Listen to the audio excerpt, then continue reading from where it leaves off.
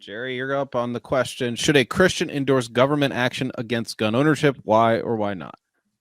Well, I don't know that the Christian's role is to advocate for this. I believe that the New Testament is clear that the kingdom of God already has, quote unquote, I'm using air quotes here, gun laws. Now, I know guns didn't exist back in the New Testament era. I know that these are a new invention. These were not even dreamed up back in this time. We read that in the latter times, there'll be inventions of evil. And again, if guns are not an invention of evil, I don't know what is.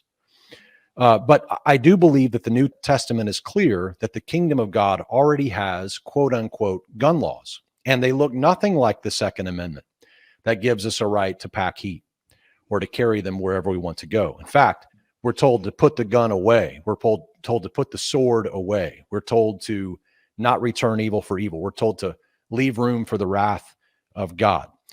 Now, the fact is that the Mosaic law that talks about retaliation was to be kept by everybody. So in Israel, everybody had to keep the Mosaic law. In fact, if they didn't keep the Mosaic law, it was bad news. So did the king have to keep the Mosaic law? Yes. Did the judges have to keep the Mosaic law? Yes. Did the elders and the rulers and the priests have to keep the Mosaic law? The answer is yes. Okay. So if they all had to keep the Mosaic law, then why in the kingdom of God would we not think the same thing about the law of Christ? The law of Christ transcends the law of Moses. Jesus is the supreme interpreter of the Mosaic law. And he even tells us a new law. So the comment here is that if everybody, including the king, the priests, the judges, and even the peasants had to keep the Mosaic law, how do we come off thinking that the president and the judges and everyone else doesn't have to keep the law of Christ? I believe that they do, but we're not going to force that upon people. In fact, we might even ask, should a Christian endorse government action against homosexuality? Well, you'll find that a lot of Christians think that they should.